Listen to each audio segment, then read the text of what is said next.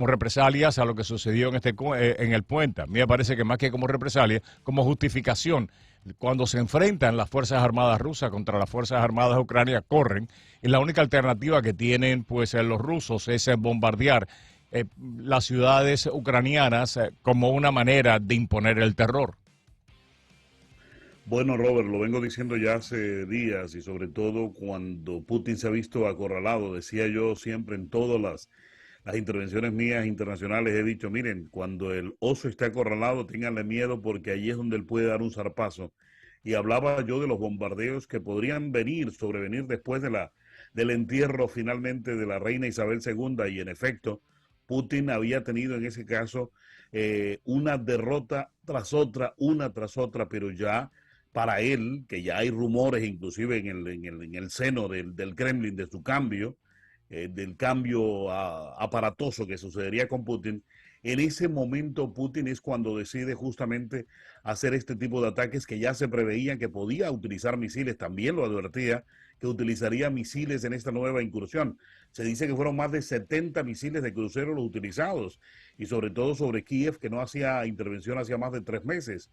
Fíjate tú, esto que te está indicando el carácter del avance que tiene el mismo Zelensky. Zelensky tenía que actuar rápido en la contraofensiva, esperando que no llegaran los 300.000 voluntarios que Putin estaba llamando para las fuerzas militares. Tenía que hacerlo muy rápido y rápido antes de que reaccionara Putin de la manera que reaccionó. Ahora se dice que esto lo hace también en venganza por el puente este de Crimea. Acuérdate que este puente famoso que une Rusia con Crimea y que prácticamente era el símbolo del triunfo de él sobre Crimea, hoy es el símbolo del fracaso de su guerra, ¿no? Este puente caído, derrumbado, y él dice, pues bueno, que es un acto terrorista, pero que esto seguramente se toma como venganza por lo que le ha pasado allí en Crimea, en el avance que hicieron en ese puente y también por el avance que viene hacia por el otro lado Zelensky en el en el este y en el sur de Ucrania. Eso, créeme, Roberto, es muy importante saber ahora con qué va a salir Putin, ahora que no vaya a salir con el arma nuclear, lo que todo el mundo teme, ¿no? De eso te quería preguntar, Manolo. Se ha hablado mucho de la posibilidad de armas nucleares, pero pues obviamente eh, las más recientes que tuvimos de Hiroshima, Nagasaki, no son las armas nucleares del momento. Y se habla mucho de lo que son las armas nucleares estratégicas y de lo que son las armas nucleares convencionales, de Sí, la gran tácticas. cantidad de armas que tiene Rusia disponible y de lo que podría usar y no podría usar.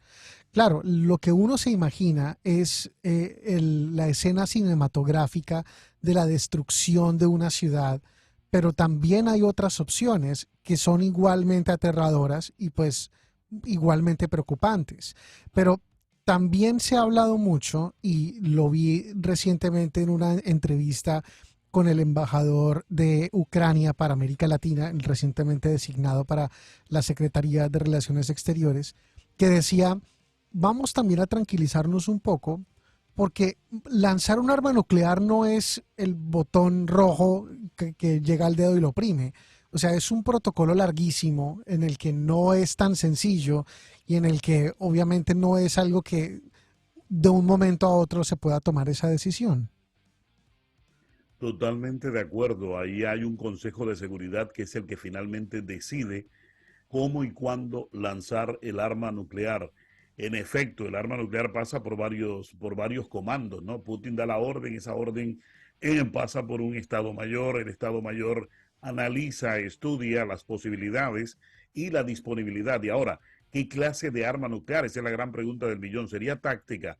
Porque no podría ser la convencional, porque eso sería prácticamente destruir toda Ucrania con una bomba y aparte de eso, esa bomba nuclear, la nube radioactiva y estaría obviamente afectando a la misma, a la misma, al mismo Donbass y la misma nube radioactiva estaría afectando a Europa. Y esto es obviamente algo que no lo va a querer Putin y no lo necesita.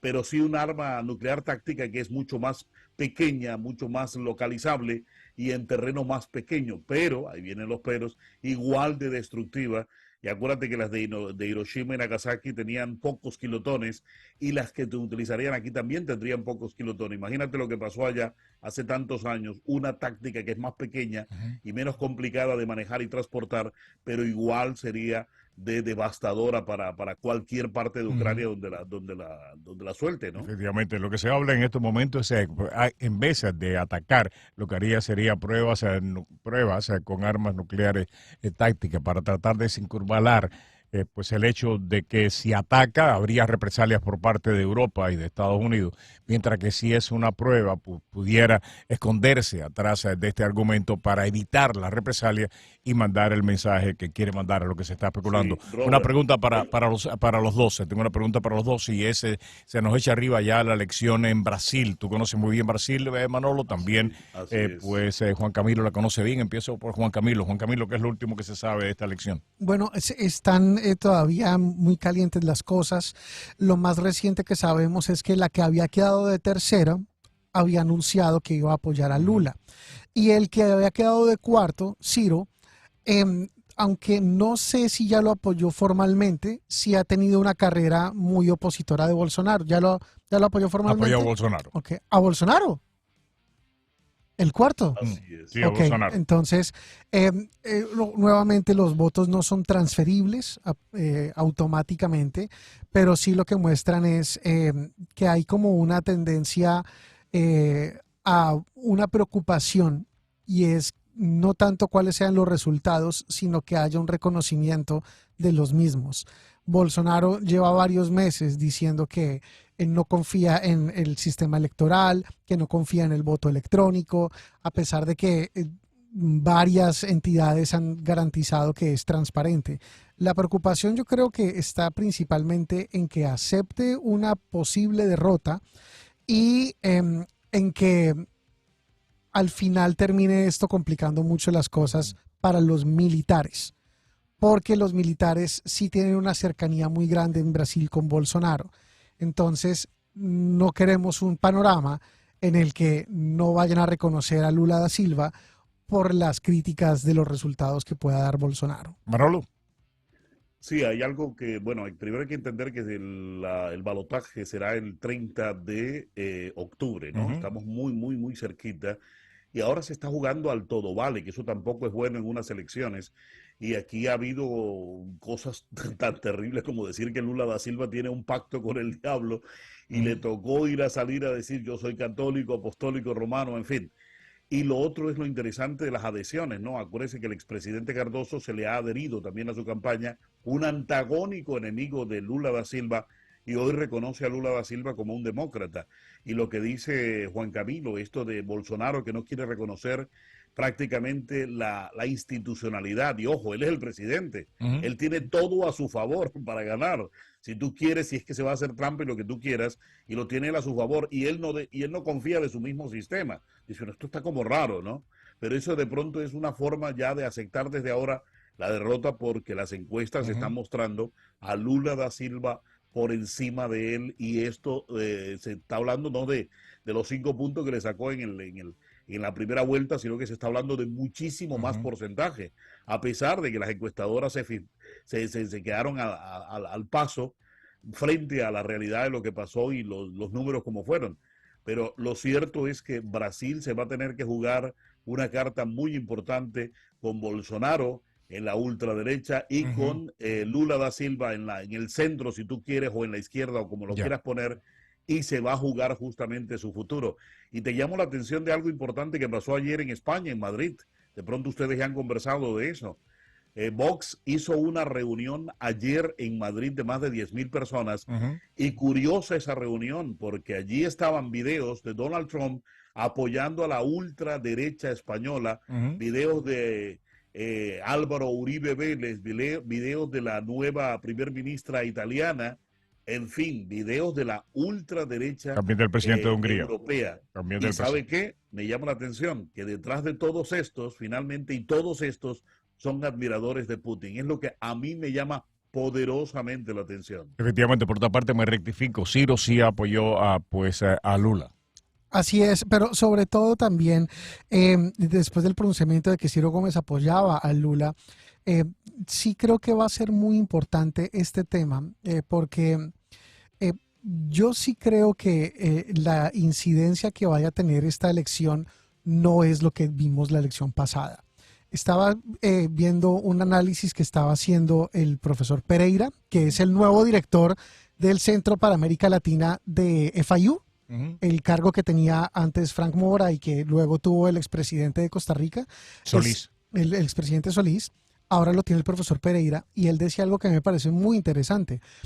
El Bolsonaro de hoy no es el Bolsonaro de la elección pasada, porque Bolsonaro hace una elección era un outsider, nadie sabía quién era, no tenía apoyo político. Hoy en día, Bolsonaro, los simpatizantes de Bolsonaro han ganado una cantidad de escaños importantes en el legislativo y una cantidad de gobernaciones.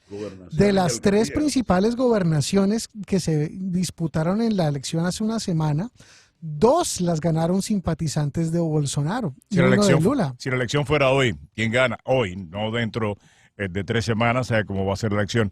Manolo, si la elección en Brasil fuera hoy, ¿quién gana? Lula da Silva. Si la elección fuera hoy, ¿quién gana? Yo creo que lo más probable es que la gane Lula da Silva también. Pero vamos a ver. O sea, no queremos guiarnos por los sondeos que decían que Lula ganaba en primera vuelta por 13 puntos y resulta que no se fue en primera vuelta y que ganó como por 3 o 4. A mí lo que me llama poderosamente la atención que el gran capital brasileño está con Lula, ¿no? Y el temor no es a sus políticas económicas, como aquí se habla. El temor de ese gran capital brasileño, que es tremendamente conservador, es la corrupción que viene atrás de Lula y que de alguna manera permió, de alguna manera no, de todas las maneras habidas y por haber permió sus 8 años como presidente. Tiene que hoy la salida de Dilma Rousseff fue justamente la herencia que le dejó Lula da Silva, ¿no? Esa fue la gran caída de ella. Vilma no fue acusada de corrupción, sino de mover fondos de una partida de gobierno para otra cosa que se hace en cualquier y todos los gobiernos que uno puede analizar. Yo creo que Vilma fue víctima, y no digo víctima, víctima pues de fuerzas que querían de alguna manera reorganizar la vida política brasileña en un momento dado.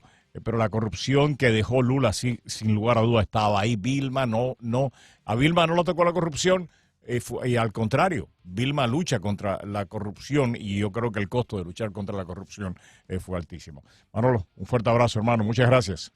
Felicidades, muchachos. Buen día. Antes de irnos al corte, un amable oyente escribe, Manuel.